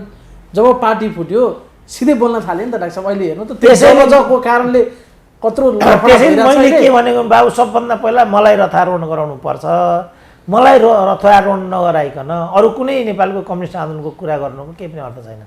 मैले यही बहुदलीय जनवादलाई पनि एउटा वैचारिक रूपमा स्थापित गराउने कुरा चुनौतीपूर्ण हुन्छ, सम्भव हुँदैन, मैले यो भनेको थिएँ। किनभने यही बहुदलीय जनवादको अभ्यासको क्रममा यो सब विकृति विसङ्गतिहरू आइराखेका छन्, यसमा पुनरावलोकन गर्नुपर्छ भन्ने मेरो आवाज यो आजको होइन, फेरि धेरै पुरानो आवाज हो। तर यिनीहरू अहिले भन्न थाले, अब रामकुमारी पनि भन्न थालिन् कि बहुदलीय जनवादको सान्दर्भिकता सिद्धियो। घनश्याम भुषालले त अस्तिकै क्रम बहुदलीय जनवादले जे भूमिका खेल्नुपर्ने खेलिसक्यो, अब यसको भूमिका सिद्धियो। अब बाबुरामले त जनयुद्धकै प्रासङ्गिकता सिद्धिसक्यो भनेको छ। त्यसै कारण मैले के निष्कर्ष निकालेँ भने वास्तवमा यिनीहरू आधारभूत तत्त्वहरू होइनन्, यिनीहरू क्यारिस्ट हुन्, पदको लागि मात्रै यो सब गर्छन्। मेरो त 52 सालको निष्कर्ष हो, मतिर त कसैले पनि ध्यान दिएन। यो अन्याय हो नेपाली समाजको, सबैलाई न्याय गर्नुपर्छ। के भनेको जीवन एउटा डक्टरल डिजर्टेसन हो, अनुसन्धाताहरूले त यसरी भनिराखेका छन्, ध्यान दिनुपर्छ कि पर्दैन? अहिलेको पिँढीले त्यो त उनीहरूले कहिले पनि गरेनन् नि। उनीहरूले त खालि अब हाम्रा पालामा त पढाइ पनि थियो, इत्यादि पनि थियो, अहिले त मलाई लाग्छ पढ्नु पनि पर्दैन कि क्या हो। किनभने उनीहरूको आचरणमा पढाइसँग सम्बन्धित कुरा देखिँदैन, उनीहरूमा चाहिँ भ्रष्टीकरणको, पुँजीवादीकरणको टिकटकै कल्चर मात्रै देखिन्छ उनीहरूमा त। किनभने उनीहरूले त त्यो विकृतिको विरुद्धमा त्यो वैचारिक धरातल खडा गरेर, किनभने विचारमा त सँगसँगै व्यावहारिकता पनि चाहियो नि त। मैले जे भन्छु त्यसको ठ्याक्कै उल्टो म छु भने अनि त्यसले मैले भन्नुको के अर्थ आयो त? म रातदिन चाहिँ धार्मिक प्रवचन गर्छु, म भन्छु नि ब्राह्मणले चाहिँ 18 पुराण वाचन गर्न थालेको कति वर्ष भयो, तर मान्छे बदलेन नि। किनभने उसले वाचन मात्रै गर्छ, संस्कृतको स्तोत्र मात्रै सुनाउँछ, त्यसको अर्थ पनि गर्दैन। जसरी हाम्रो डाक्टरले चाहिँ बिरामीलाई जे गर्नुपर्ने अनि अङ्ग्रेजीमा प्रेस्क्रिप्सन लेखिदिन्छ, रोगीले यो के हो कसो हो कहिले पनि सोध्दैन नि, बल्कि सोध्न पाउँदैन। त्यहाँ हेर्छ अङ्ग्रेजीमा लेखेको हुन्छ, डाक्टरी अक्षर भन्छन् कि मै पनि बुझ्दिनँ, कसैले पनि बुझ्दैन। अब अहिले बिस्तारै समय बदल्यो, डाक्टर साहब यो मेरो के भएको कसो भएको भन्दा डाक्टरहरू नवयुवाहरू पनि त्यहाँ आउन थाले, र तपाईँको यस्तो भएको छ, यस्तो भएको छ, यस्तो छ, किडनी यो हो, मुटु यो हो, कलेजो यो हो, डायबिटिक यो हो, यो कारणले हुन्छ, आँखाको रोग यस्तो हुन्छ, अरू कुराहरू यस्तरी सबै कुरा सम्झाएर सबै, किनभने उसको शरीर हो नि त। अहिले अस्ट्रेलियामा एउटा कुरा आइराखेको छ, अस्ट्रेलियाको एउटा पङ्क्तिले के भन्छ, हामी भ्याक्सिनको पक्षमा छैनौँ भन्ने कुरामा, किनभने मेरो बडी हो, त्योले मलाई के असर गर्छ भन्ने कुरा मलाई कन्फर्म नहुँदासम्म म कसरी चाहिँ यो भ्याक्सिन लगाउन सक्छु, र यो हाम्रो नैसर्गिक अधिकार हो भनेर उनीहरू लडाइँ लडिराखेका छन्। त्यसकारण लोकतन्त्रले, यदि म कम्युनिस्ट हुँ भनेदेखि त्यो कम्युनिस्टले, म समाजवादी हुँ भने त्यो समाजवादीले के आचरण गर्नुपर्ने, म विद्यार्थी हुँ भने ऊ कस्तो हुनुपर्ने हो, म प्रहरी हुँ भने, म सैनिक हुँ भने, म नेता हुँ भने, म कर्मचारी हुँ भने त्यसको मिनिमम आचार संहिताहरू हुँदैन भन्ने कुरा हो। यो यहाँ कसैसँग केही पनि चाहिएन, बस म लोकसेवा पास गर्नुपर्छ, अनि मैले एउटा नेतालाई प्रयोग गर्नुपर्छ, मालदार मन्त्रालयमा जानुपर्छ, मैले कमाउनुपर्छ, यही हो त। नामै लोकसेवा, यही त लोकसेवा भनेको। अहिले लोकसेवा भएको छ त नेपालमा? कुनै एकजना कर्मचारीले मेरो जीवनको लक्ष्य लोकको सेवा गर्ने हो भन्ने नामको बोर्ड मात्रै लोकसेवा, आजसम्म सुन्ने पास गर्ने मात्र लोकसेवा। त्यस किन कतिलाई त त्यो लोकसेवा भनेकै थाहा छैन होला जस्तो लाग्छ। होइन डाक्टर साहब, लोकसेवा भन्ने त त्यो शब्दले त एउटा गरिमा बोक्यो नि। मलाई पनि त्यस्तो लाग्छ, किनभने उसको नाम लोकसेवाले के दिएको छ भने सिभिल सर्भेन्ट। सर्भेन्ट भनेको त त्यो समाजको सबैभन्दा तल्लो तहमा उभिएर जनतालाई सेवा दिने संरचना न सिभिल सर्भेन्ट हो। तर कुनै एउटा कर्मचारीले, कुनै एउटाले पनि आजसम्म आफूलाई सेवक भन्ठानेको कमसेकम मसँग दृष्टान्त छैन। सबै भोग सेवा भयो होइन डाक्टर? सबै भोग त गरि नै हाले, तर मालिक सम्झे क्या। समस्या चाहिँ भोग त गर्ने नै भए होइन। सबै मान्छेलाई उहिले एउटा भर्तीहरीमा एउटा प्रसङ्ग आउँदो रहेछ क्या, मान्छे यति भोगी हुन्छ अरे, यति भोगी हुन्छ अरे, त्यो भोगको आकाङ्क्षा भोग्दा भोग्दै उसलाई बरु कालले लैजान्छ अरे, उसको भोग सकिँदैन अरे। मान्छे जातै भोगी हो।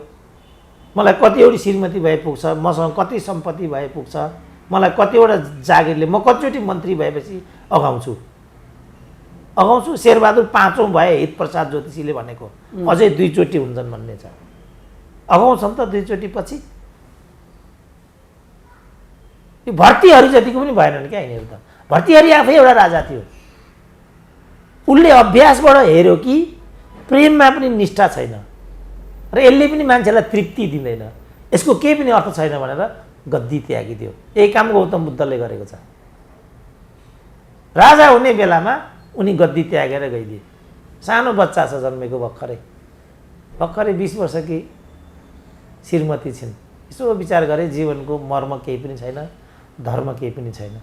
अब अहिले समयले के सिद्ध गर्यो भने अहिलेका क्रान्तिकारी भन्दा क्रान्तिकारी सोच भएका व्यक्ति त गौतम बुद्ध थिए। एउटा यही एमालेको राजदूत पनि भइसकेको एउटा सर्वहारासँग एउटा पार्टीमा भेट भयो अनि उसले सम्पूर्ण समस्याको जड त राजा रहेछ नि हौ सुरेन्द्र भन्ने। मलाई कसरी थाहा पायो तिमीले भने मैले राजदूत भएर गएको थिएँ, देशी विदेशीहरूसँग उठबस हो, त्यहाँबाट थाहा पाएँ उनले त्यस्तो भने। तर सुरेन्द्र हेर, संसारमा सबैभन्दा ठुलो मान्छे चाहिँ गौतम बुद्ध रहेछ नि पनि भन्यो उसले। तर तपाईँले एउटा कुरा बिर्सिनु भएछ मित्र भने मैले, त्यो गौतम बुद्ध पनि राजाको छोरो थियो। त्यसकारणले कोही पनि मान्छे राजा हो कि रानी हो, कम्युनिस्ट हो कि काङ्ग्रेस हो त्यो कुरा होइन। कोही पनि मान्छेले कस्तो आदर्श लिन्छ र कस्तो जीवन दर्शन उसले परिपालन गर्छ, यो महत्त्वपूर्ण कुरा हो। भनेपछि म बाथरुम गएर आउँछु भनेर उता गएको मान्छेसँग फेरि मेरो भेट भएको छैन, आजसम्मै भएको छैन। सायद लज्जाबोध भयो होला उसलाई।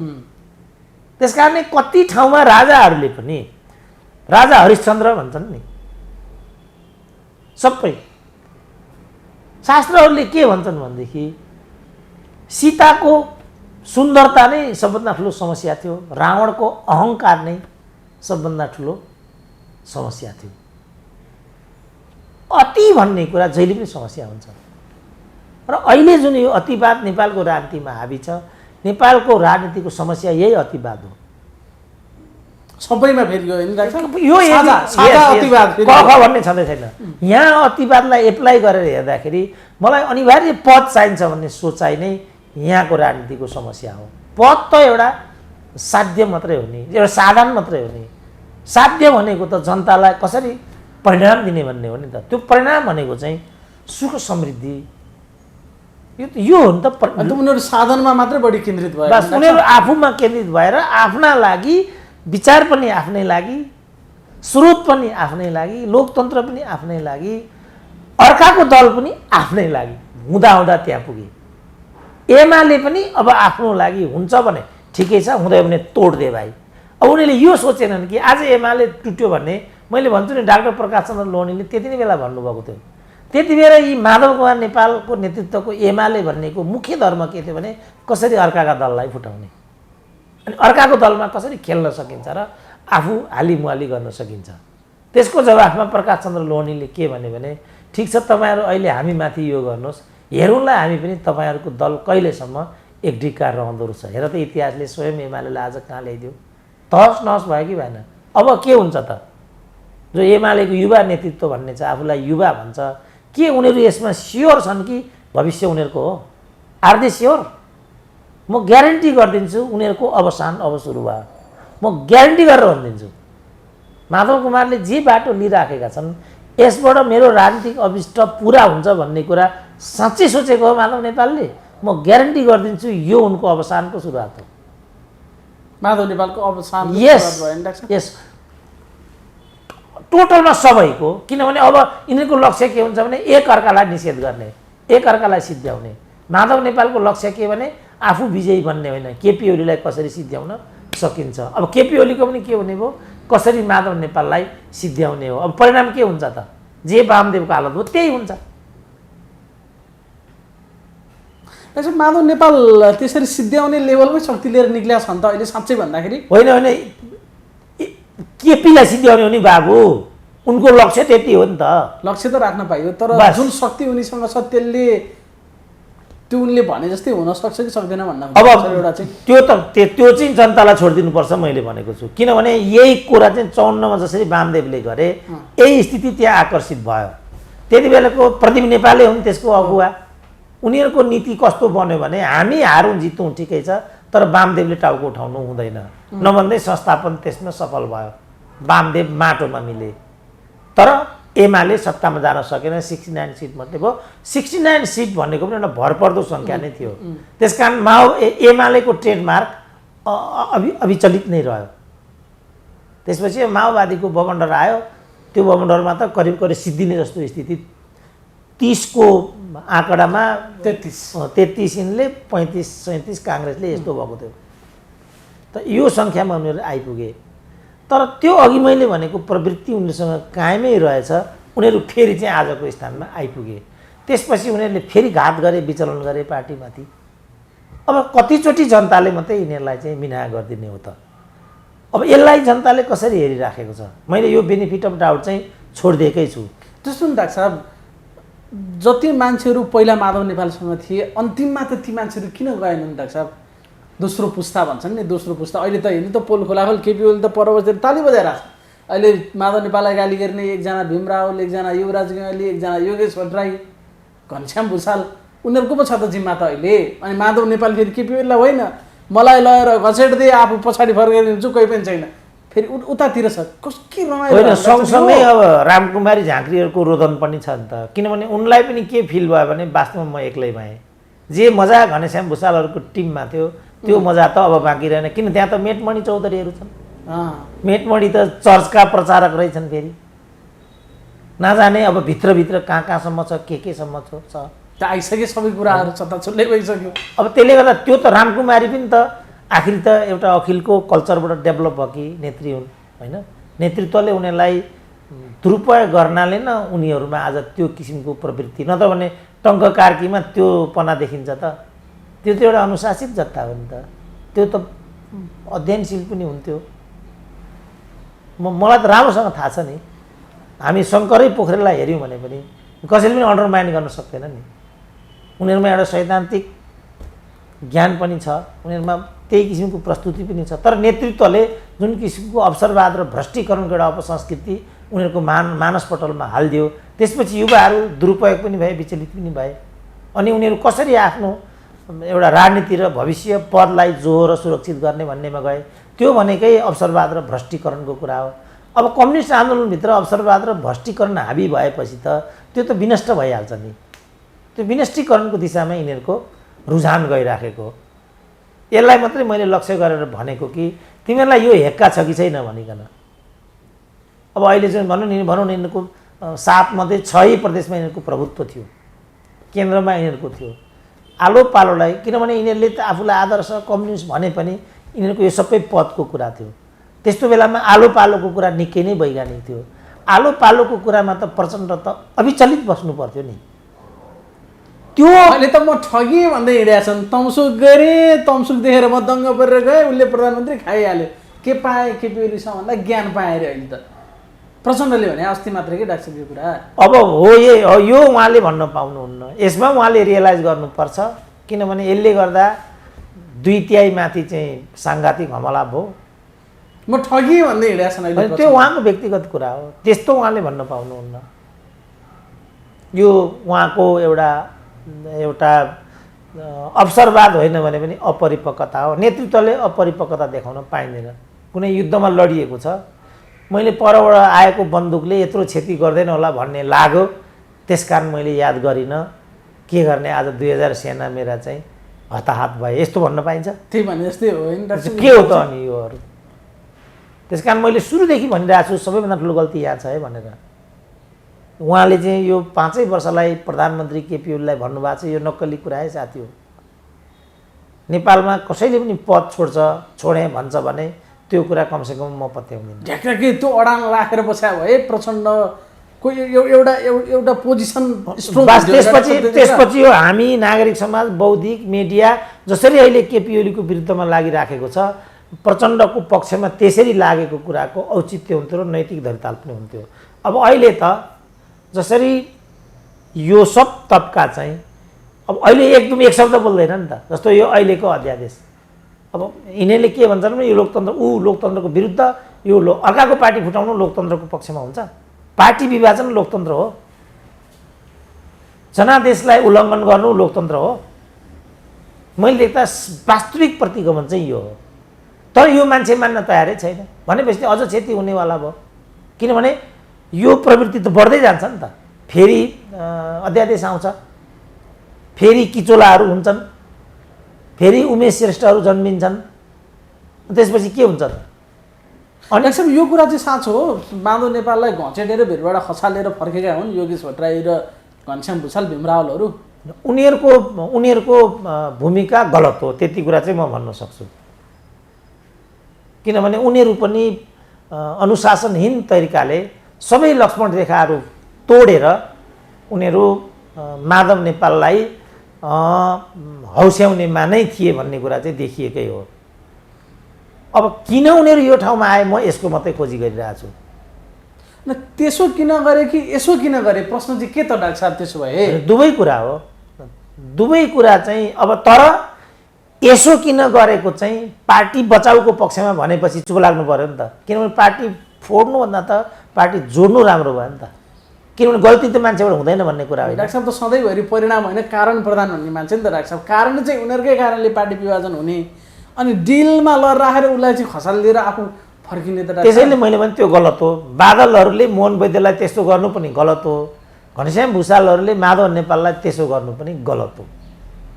अब यसको नैतिक दायित्व उनीहरूले बियर गर्नु। घनश्यामले त भनेकै छ गल्ती गरेको हो मैले, एक दिन भए पनि मलाई कारबाही गरिनुपर्छ भनेकै छ। खालि योगेश र भीमरावलले मात्रै के भनेको छ भने हाम्रो अध्यक्षसँग असहमति हो, एमालेसँग होइन। हामीले उहाँलाई घचेडेर त्यहाँ पठाएको भने अब हामी उहाँलाई ल्याउन चाहन्छौँ, आउनुपर्छ भने त्यो कुरा त क्लियर छ। होइन, हाम्रो अन्तर सङ्घर्ष हो, तर पार्टी विभाजनका लागि हाम्रो साथ थिएन माधव नेपाललाई भनेका छन् उनीहरू। अब यो कुरालाई माधव नेपालले नै प्रश्न पार्नु पर्यो, उनीहरू झुट बोल्दैछन् कि सही बोल्दैछन्। त्यसो त आफ्नै छुट्टै छुट्टै पार्टी नै दर्ता गरेर राखेका रहेछन्, बोल्नै परेन। निर्वाचन आयोगले बोलिसक्यो, भीमरावलको छुट्टै पार्टी, सुरेन्द्र पाण्डेको छुट्टै पार्टी। अब सुरेन्द्र पाण्डेको चाहिँ सुरुदेखि नै हाम्रो नेता केपी ओली नै हुन्। विश्वास अविश्वासको क्षणमा हामी केपी ओलीको पक्षमा छौँ, तपाईँहरू निश्चित हुनुहोस् भनेको चाहिँ म पटक पटक सुन्थेँ। अब त्यो तहको नेताले त्यो भनेपछि हो कि जस्तो चाहिँ मलाई निरन्तर लागिरहन्थ्यो। पछिबाट उहाँहरूले त्यो बहिष्कार चाहिँ गर्नुभयो। अब अहिले के देखायो भनेदेखि वास्तवमा सुरेन्द्र पाण्डेहरू पार्टी विभाजनको पक्षमा थिएनन्। त्यो चाहिँ समयले सिद्ध गर्यो। त्यो त अब जो लाग्यो तिनीहरू विभाजनकै पक्षमा रहेछन्, जो बसे रहेनछन् भनेर त होइन। यी 10 जनाको चाहिँ मुख्य कुरा आयो। यी 10 जना त निर्णायक हुन् नि।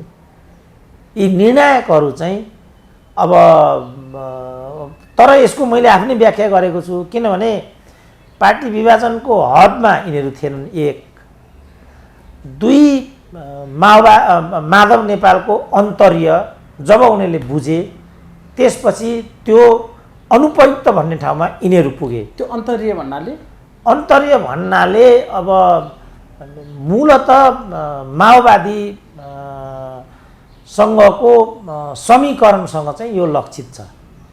यो चिज उनीहरूलाई उपयुक्त लाग्यो। माधव कुमार नेपालले पार्टी फुटाएर माओवादीसँग मिल्ने कुरा जे गर्दै थिए त्यो कुरामा यिनीहरूको असहमति रह्यो। मतलब यो बुझेपछि यो गरेको हुनुपर्छ भन्ने मेरो हिसाब मात्रै। किनभने यो घनश्याम भुसाल अथवा युवराज गेवालीको मात्रै यसमा कुरा छैन। उनीहरू चाहिँ एउटा सैद्धान्तिक हैसियतका मान्छे हुन् होइन। हैसियतको मान्छेले त बिना हैसियत आफूलाई विचलन गर्दै गर्दैन कुरुचि दिइहाल्यो। तर यहाँ त रघुपन्त जतिको मान्छे जो चाहिँ मूलत माधव नेपाल हुन् उनी पनि रोकिएका छन् नि त भनेपछि त जस्तो उनकै सम्धि पनि एउटा पोइन्टमा रोकिएकै देखियो, पछि के भयो निर्वाचन आयोगसम्म चाहिँ पुगे। तर सम्धिको त अहिले बिचल्ली भइहाल्यो, यता न उता बिचमा छन्। यो हदसम्म किन गए त भन्दा पार्टी फुटाउने काम राम्रो होइन भन्ने कुरा सम्धिको अतिरिक्त भन्नु पऱ्यो सोमप्रसाद पाण्डेले रियलाइज गरेकै हुनाले यो विलम्बता भएको छ। पछि 10 दुनियाँ कुराहरू भयो होला, उहाँ निर्वाचन आयोगसम्म पुग्नु निर्वाचन आयोगसम्म पुग्नु मात्रै पनि बहाना हो कि या अब अन्तिममा फुट्ने नै भयो भनेपछि त सम्धिभन्दा नजिकको त अर्को हुँदैन भनेर पनि गयो कि अब त्यो त धेरै कुरा होला। मूलभूत रूपमा ठुलो तबका चाहिँ पार्टी विभाजन गर्नु हुँदैन भन्नेमै रहेछ भन्ने देखियो। तर पनि माधव नेपाल चाहिँ किन अगाडि बढे भन्ने प्रश्न चाहिँ अहिले पनि मान्छेले गतिलो जवाफ भेटेको छैन। भनिकने उनीहरू जस्तो प्रचण्डले भनेकै छ अब माधवजी त्यहाँ जानुहुन्छ, सम्भव भयो भने त्यो पार्टी क्याप्चर गर्नुहुन्छ, सम्भव भएन भने त्यहाँबाट ब्रेक गरेर आउनुहुन्छ। हाम्रो लब परिसकेको छ, हामी एकाकार हुन्छौँ। हाम्रो लब परिसकेको छ, अदालतले हामीलाई वैवाहिक बन्धनमा बाँध्न दिएन। यो त ढाँटेकै छैन प्रचण्डले कहिल्यै पनि। त्यही लभली डुबाएको हो। त्यसो भए लभली मान्छेलाई अन्धो बनाउँछ भन्छ नि डाक्टर साहब, त्यो शब्द ठ्याक्कै प्रयोग नगरौँ, एकरो बनाउँछ। त्यसकारण अब अहिले यो चिज सायद भनौँ न भीमरावलाई माओवादीसँग काम गर्न सजिलो। जस्तो हामी योगेशको त भूमिका देखिरहेछौँ नि, एकचोटि माइतीघर मण्डेलाको कार्यक्रममा सामेल भएपछि अनि योगेश पश्चगामी भएर उनी दोहोरार्थी अभिव्यक्तिहरू दिन थाले। मलाई एउटाले के भनेको थियो, माओवादीलाई पनि चिनेको, उसले चाहिँ के भनेको थियो भने डाक्टर साहब अब योगेशको चाहिँ माइतीघर मण्डेलाको अन्तिम कार्यक्रम हो भनेको थियो। त्यो कुरो ठ्याक्कै पुष्टि भयो भनेपछि त्यहाँ केही देखे यिनीहरूले। यसमा चाहिँ यो मूलत किनभने त्यो त्यस्तो परिदृश्यले पनि देखाउँछ आखिर पार्टी एकता त भएकै हो। केपी ओलीको मात्रै त्यहाँ सम्मिलन हुन नसकेको प्रचण्डसँग, अरूको त प्रचण्डसँग चाहिँ रिदम बढी नै मिलेको होइन, रामकुमारीहरूको अझ मिलेको जस्तो देखिन्छ। भनेपछि उनीहरू चाहिँ यो एमाले भन्नेलाई चाहिँ जीवन्त राख्नुभन्दा माओवादीसँग चाहिँ सहकार्य गरेर पार्टी एकताको बाटोबाट अगाडि जानु। अब अहिले त रामकुमारले खुल्ला भनिरहेछ बौद्धले जनवादले एक ठाउँमा अलमल्लीमा मात्रै सिकाउँछ, तर प्रश्न चाहिँ जनवादी क्रान्तिकै हो अनि त्यो चाहिँ माओवादीको बाटोबाट मात्रै सम्भव हुन्छ भन्ने हकमा बौद्धले जनवादको सान्दर्भिकता सकियो भन्नेतिर गएपछि भनेपछि एमालेको जुन सिद्धान्त हो त्यो सिद्धान्त पनि यहाँ बरकरार रहँदैन। भनेपछि अन्त कहीँ जानु पर्यो भनेपछि कुन सिद्धान्त बाँकी रह्यो त यहाँ भने त माओवादीको सिद्धान्त नै बाँकी रह्यो। ए माओवादी पारा त्यहाँ आइसक्यो त्यस्तो देखियो नि त। तर विरोधाभास कहाँ भयो भने माओवादी पारा त आयो, तर यसको नेतृत्व शेरबहादुरबाट भइराखेको छ। यो कस्तो माओवादी हो भन्ने विसङ्गति त त्यहाँ देखियो। नेतृत्व शेरबहादुरको बन्द, माओवादीको मान्छे रामकुमारी झाँक्री र माधव नेपाल। त्यसपछि चाहिँ खालि केपी ओलीसँग मात्रै उनीहरूको द्वेष, अरू सबै कुरा चाहिँ खान्ते पिन्ते भन्ने कुरा त पुष्टि भयो। यति हो भने किन पार्टी फुटाउँ त भन्नेमा यी युवाहरू आएको हुनुपर्छ। तर ककटेल बनेछ नि त त्यसो। यो हुनु तीनटा मैले जम्मा भनेको छु। एउटा चाहिँ पार्टी विभाजनको पक्षमा उनीहरू जान सकेनन्। नम्बर 2 त्यो विभाजन पछिको जुन परिदृश्य हो त्यो पनि आफ्नो सांस्कृतिक धरातलको सैद्धान्तिक धरातलको अनुरूप छैन। तेस्रो चाहिँ चौथाइ वालेको पनि यहाँ प्रवेश भयो अनि यो निर्णय बदलिएको भन्ने छ। अब के हो त्यो त हामीले पर्खेर नै हेर्नुपर्छ। त्यसो यहाँनिर अग्नि सापकोटाले जुन भूमिका निर्वाह गरे सम्माननीय सभामुखज्यूले 14 जनालाई कारबाही गर्यो, उनले त्यसलाई रोकेर बसे। एकैचोटि निर्वाचन आयोगले मान्यता दिएपछि ल गरिरहनै परेन, मैले के हेर्नै परेन नि, यो त निर्वाचन आयोगले डन गरिसक्यो भन्ने खालको निर्णय गरे। अनि माओवादी कार्यकर्तै जस्ता मात्रै भए पनि भन्छन् मान्छेले कि यो ठिकै थियो कि सभामुखलाई त फेरि 15 दिन त हेर्ने बुझ्ने अधिकार पनि दिएर रहेछ संविधानले, के हो चिज? अब त्यसैले मैले भन्छु नि मुख्य कुरा नियतिको होइन, राजनीतिमा चाहिँ नियतको हुन्छ। यसमा के नियत आकर्षित भयो हामीले हेर्नुपर्ने कुरा त्यो 1। 2 यसले के नजिर छोड्यो हेर्नुपर्ने कुरा यो। किन भोलि पनि सभामुख आउँछ, भोलि पनि यी विवादहरू आउँछन्, भोलि पनि चाहिँ अध्यादेश ल्याउनु पर्ने हुन्छ। त्यो बेला चाहिँ हामीले यसलाई नजिर बनाउन सक्ने कि नसक्ने भन्ने प्रश्न हो। अघि नै हामीले भन्यौँ अभ्यासबाट चाहिँ संसदीय व्यवस्थालाई लाने चाहिँ परिपाटी हुन्छ। अब यसले चाहिँ यसलाई बलियो बनाउँछ कि अझ कमजोर बनाउँछ भन्ने कुरा हो। त्यस कारण सत्तामा जे हाम्रा राजनीतिक दलहरू अधिकतर खेले यो दुर्भाग्यपूर्ण छ। यसले सरिता गिरी समेत बोलिरहेको छ यतिको अनैतिक सभामुख मैले संसारमै देखाएको छैन भन्ने दिनेछु त त्यो अब अब त 1.5 घण्टामा खाइदिए पद। अब यही छ। यिनलाई मात्रै होइन, बादलहरूको कुरा यी छ। स्थानीय तल हाम्रो यो कर्णालीको हाम्रो यो सानो एउटा भाइकै उमेरका सांसद थिए, नवयुवा लोकल सांसद, तिनको नाम मैले बिर्सिरहेको छु, खाइदिए 24 घण्टामा खाइदिए नि। टोपबहादुरको खाइदिए, बादलको खाइदिए, खाइदिइरहेछ त सबैको। अनि यिनीहरूको चाहिँ भनेपछि यो त अनुकूलको भूमिका त भएन। यसमा म जान चाहन्न, किन म धेरै बोलिसकेँ। खालि म के भन्छु भने अब भोलि के गर्ने त, त्यहाँ त भोलि त यही परिपाटी होला अनि यस्तै खालको अर्को यिनीहरूको विपरीतको मान्छे सभामुख होला अनि यही गर्ला, नजिर यस्तो छ भन्ला। अथवा त्यहाँ अब अहिले पो काङ्ग्रेस यहाँ त उनले त आफ्नै नजिर पनि काटे नि त, अर्काको नजिरै गर्नु परेन, आफ्नो नजिरलाई पनि उल्लङ्घन गरे नि त अग्नि सापकोटाले त। त्यसै अग्नि सापकोटाको कुरा आएन। अग्नि सापकोटा त भनेकै छ म संविधानप्रति होइन प्रचण्डप्रति प्रतिबद्ध नेता, उनले त भनेकै छ कि ढाँटेकै छैन। यो चाहिँ अनुकूल कि प्रतिकूल, यसले के नजिर जस्तो दमननाथ ढुङ्गानेले चाहिँ यसको ठ्याक्कै उल्टो भूमिका खेलेको फल जीवनभरि राजनीतिमा बेहोर्नु पर्यो नि त। उनले त निष्पक्ष स्पिकरको भूमिका खेल्न खोजेका थिए नि त, काङ्ग्रेसलाई चाहिँ स्वीकार्य भएन। त्यसपछि त्यहाँ उनले रामचन्द्र पौडेललाई पुर्याए। रामचन्द्र पौडेलको र अग्नि सापकोटाको भूमिका केही पनि फरक भएन। दुईटै दृष्टान्तहरू हाम्रो आँखाको अगाडि छन्। अब प्रश्न आयो हामीले चाहिँ दमननाथ ढुङ्गानाको बाटो हिँड्ने कि अग्नि रामचन्द्र पौडेलको बाटो हिँड्ने। अब इभन कृष्णबहादुर महरालाई यिनीहरूले बलिको बोको बनाइदिए। मलाई लाग्छ यस्तै भूमिका खेल्नमा आनकान गरेको हुनाले उनले चाहिँ त्यो केटीकाण्ड बिहोर्नु पर्यो। त हाम्रै आँखाका अगाडि अनेकौँ अभ्यासहरू छन् र तर्साउँदै छिन् रोशनीले अस्ति लेखिरहेको थियो। अब किनभने अब योजनाबद्ध उनलाई अझ योभन्दा पनि तल झार्ने योजना अन्तर्गत यो भएको भन्ने छ र सबै घटनाहरूले प्रस्तुत गरे कि यिनीहरू महरालाई सिद्ध्याउन चाहन्छन्, टाउकै उठाउन दिन चाहँदैनन् भन्ने कुरो त पुष्टि जस्तै छ। त यसलाई त प्रचण्डले चाहेको त व्यवस्थापन गर्न सक्थ्यो नि त। प्रचण्डले चाहेको भए केटीकाण्ड नलाग्न पनि सक्थ्यो महरालाई। भनेपछि यो योजनाबद्ध भन्ने कुरा त प्रष्टै देखिएको छ। अब करिब करिब त्यो नियतिमा चाहिँ नारायण काजी आउँदै गरेको भन्ने देखिन्छ। किनभने 49 जनाले मलाई मन्त्री भनिराखेका छन्। यो त उनीहरूको चरित्र हत्या हो भनेर मैले नै भने, तर उनीहरू यसलाई चरित्र हत्या मान्दैनन् भने अब मैले के गर्न सक्छु? मैले त बिचारा एउटा सहानुभूतिसम्म दिने हो र एउटा सिनारियो देखाइदिने हो। अब आम मान्छेले यसलाई हेक्का राखी छोड्नु, यो कस्तो प्रवृत्ति हो र यसले हामीलाई कहाँ पुर्याउँछ? डाक्टर साहब, अब अन्तिममा ठ्याक्कै यो मन्त्री परिषद विस्तार नभएको अलिक क्लियर जवाब मैले अपेक्षा गरेँ डाक्टर साहब यहाँबाट। होइन, मैले क्लियर भनेको मन्त्रालयको भागबण्डामा माधव कुमार नेपाललाई गृह चाहियो, उपेन्द्र यादवलाई परराष्ट्र चाहियो। यसको लडाइँ हो अहिलेको चाहिँ। सौरा हुने भयो खाँड चाहिँ अब जे पनि हुनसक्छ, तर यही हो विषयवस्तु चाहिँ। भागबन्डै नमिलेर अहिलेसम्म भयो, अल्झिनु पर्यो। त्यो त ए बाबा प्रचण्डले नै भनिरहेको छ, मलाई 49 जनाले मन्त्रीको लागि दबाब दिइराखेका छन् होइन। अब ढाँटेकै छैन नि। अनि यो के हो त? 7वटा भन्दा 8वटा मन्त्रालय उनले पाउँदैनन्। प्रचण्डको समस्या यो छ। अब माधव नेपालको चाहिँ अब भनौँ न, उनलाई चाहिँ अब अहिले गृह नदिने भने मलाई परराष्ट्र त भनि नै हाल्छन्। किन परराष्ट्र भन्ने बित्तिकै 15-20 जना राजदूत पनि नियुक्ति गर्न पाइयो। ठुलो उनीसँग चाहिँ कुण्ठा छ होइन। आफ्नो मान्छे अमेरिकाबाट फिर्ता ल्याइदिइराखेको छ।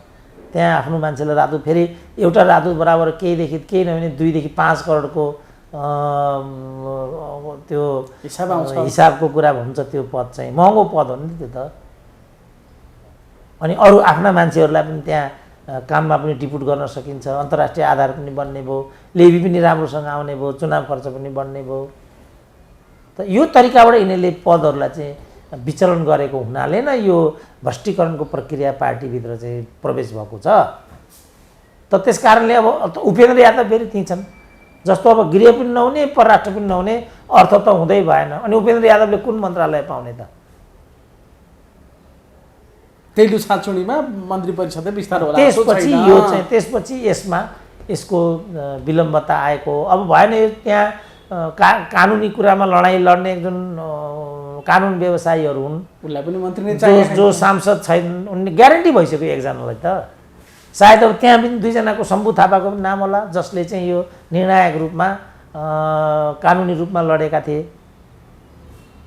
भने चाहिँ त्यो कोटा मिलाउनु पर्नेलाई यो कोटाबाट मिलेन भने ऊ कोटाबाट जस्तो अब पूर्ववर्ती सरकारले नियुक्त गरेका सम्पूर्ण राजदूतहरू फिर्ता भए ओलीकै पालामा शेरबहादुरकी सासू त फिर्ता भएनन् यहाँ त यस्तो हुन्छ नि त सबै फिर्ता भए र निरञ्जन थापाहरू इत्यादि जम्मै फिर्ता भए तर शेरबहादुरकी सासू त फिर्ता भएन नि त यो त यिनीहरूको प्राइभेट कम्पनी हो यो त यिनीहरू कर्पोरेट मालिक मात्रै हुन् यिनीहरू नेता होइन यिनीहरू नेता भन्नुकै कुनै अर्थ छैन यसलाई लोकतन्त्र भन्नुकै कुनै अर्थ छैन यो लुटतन्त्र हो मैले भनेको यो हो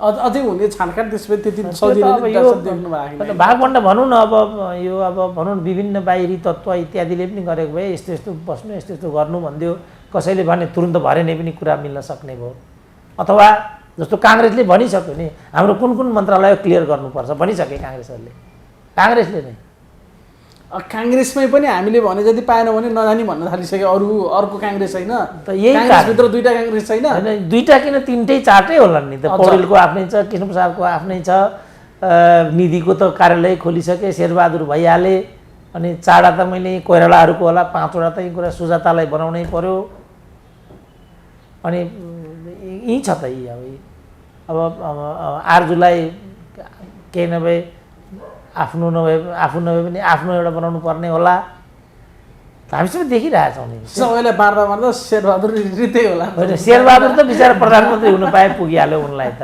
अरू जेसुकै गर्नु होइन अब उनलाई त आफू प्रधानमन्त्री हुनु पर्यो त्यही कारण आफ्नो हातमा रिमोट लिने प्रधानमन्त्री चाहिएको नि त प्रचण्डलाई अब तर यहाँ समस्या के भयो भने माधव नेपालले पनि उपयुक्त हिस्सा खोजिदिए उपयुक्त हिस्सा खोलिदिने बित्तिकै 5वटा घटक बनेको यो गठबन्धन भयो अब 25वटा मात्रै छन् टुक्रा अब त्यसमा पनि याकुलो कसले खाने मुटु कलेजु कसले खाने फिलो कसले खाने भन्ने कुरा भरे एउटालाई पुछ्रे मात्रै पर्यो भने त मलाई यस्तो सम्झेको भन्ला फेरि समस्या त्यो पर्यो त्यहाँबाट यो समस्या बरकरार रहेछ यो दुर्भाग्य हो किनभने उनीहरूले यो एमालेलाई टुटफुट गराउँदाको अन्तरालमा भन्नुपऱ्यो कमसेकम मन्त्रालय मात्रै बाँडफाँड गरिदिएको भए उनीहरूकै एउटा साख बत्थ्यो अब उनीहरू यो हो भने त नाङ्गिँदै जाने स्थिति बन्छ यो खेदजनक छ त्यसै कारण मैले भने मध्यावधिभन्दा अर्को विकल्पै हुन सक्दैन त्यो अहिले पनि त्यो कुरालाई यो त देख्न बाँकी नै छैन डाक्टर साहब सुरुवातमा अहिले के आएको छ र यहाँ के आएको छ र अब अहिले भनौँ न अब तुरुन्त भनेर मैले राजदूतको कुरा गरेँ 11 राजदूतलाई ओलीले पठाइसकेको थियो बाटैबाट फिर्ता पठाइहाले अब त्यहाँ 11 अरू थप 11 छन् उनीहरूलाई फिर्ता बोलाउनु पर्यो यहाँ त मारामार काटाकाट हुनेवाला छ यहाँ त त्यस कारण बरु जाउँ केही छैन जाउँ एकपल्ट जनताले यसलाई कसरी हेरेका रहेछन् हाम्रो एकचोटि ट्रायल पनि हुन्छ ठिक छ जनताले यो प्रतिगमनै ठानेको हो र केपी ओली दण्डित हुनुपर्छ भन्ने ठानेको भने एकचोटि केपी ओली कमसेकम केपी ओलीको करबाट हाम्रो राजनीति मुक्त हुन्थ्यो नि त अब कसैले त्यो सुझाव पनि दिइरहेछन् डाक्टर साहब त्यही लाइनमा हो र जे पर्ला बरु एकलौटी काङ्ग्रेसकै मात्र 25जना मन्त्री ठोक्देऊ शेरबहादुर चुनाव नीति घोषणा गरेर अगाडि बढ भन्छन् कसैले त्यस्तै हो होइन त्यो चाहिँ अब त हामीले खालि सिनेरियो मात्रै देखाइदिने हो चुनावको विकल्प केपी ओलीले चाहिँ यही भएर बेपुष्टि भइसक्यो नि अब यही छ त्यहाँ पनि जम्मै अब त्यो प्रेम आर्यलाई मन्त्री नभए नहुनु पर्ने किसान श्रेष्ठलाई मन्त्री नभइकन नहुनु पर्ने नारायण काजीलाई पनि मन्त्री नभइकन नहुनु पर्ने प्रचण्डलाई आफ्नो बुहारी नबनाइकन नहुने होला माधव कुमार नेपालको समस्या त्यही छ अब मेटमणि चौधरीलाई हुनै पर्ने होला अब कतिजनालाई बनाउने त अब कुनै के बन्दीको कुरा आइसक्यो शम्भु थापालाई पनि बनाउनै पर्ने होला जसले यो सिस्टम ल्याइराखेको छ अनि भरे चाहिँ त्यसो गर्दा रामकुमारी पनि नहुने हुन् कि अनि रामकुमारी भएनन् भने के का लागि यो त को होलो भयो त फेरि त्यसपछि जो हुँदैन फेरि तिनीहरू भन्छ भुचाल टिममा पुग्ने होला धेरै गाह्रो छ है डाक्टर साहब धेरै गाह्रो छ अब भनौँ न अब चाहिँ उता झलनाथको पनि एउटालाई टिको लगाइदिनु पर्ने होला अब उनले भनिसके म कार्यकारी हुन्न मलाई राष्ट्रपति बनाऊ भनेको त हो नि म कार्यकारी चाहिँ हुन्न अरे राष्ट्रपति चाहिँ हुन्छु भनेको त देखि छ त हिसाब किताब त यसको मतलब झगडै हो कति त्यागी मान्छे कार्यकारी हुन्न भने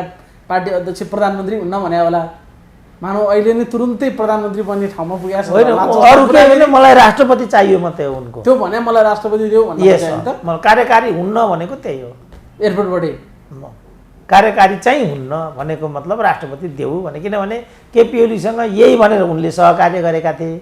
झलनाथकै बेइमानीले गर्दा माधव नेपाल हारेका हुन्, किनभने माधव नेपाल 45 भोटले मात्रै हारेका छन्। तिमीलाई राष्ट्रपति दिन्छु भन्दै चाहिँ लुटपुट्याइहाले केपीले।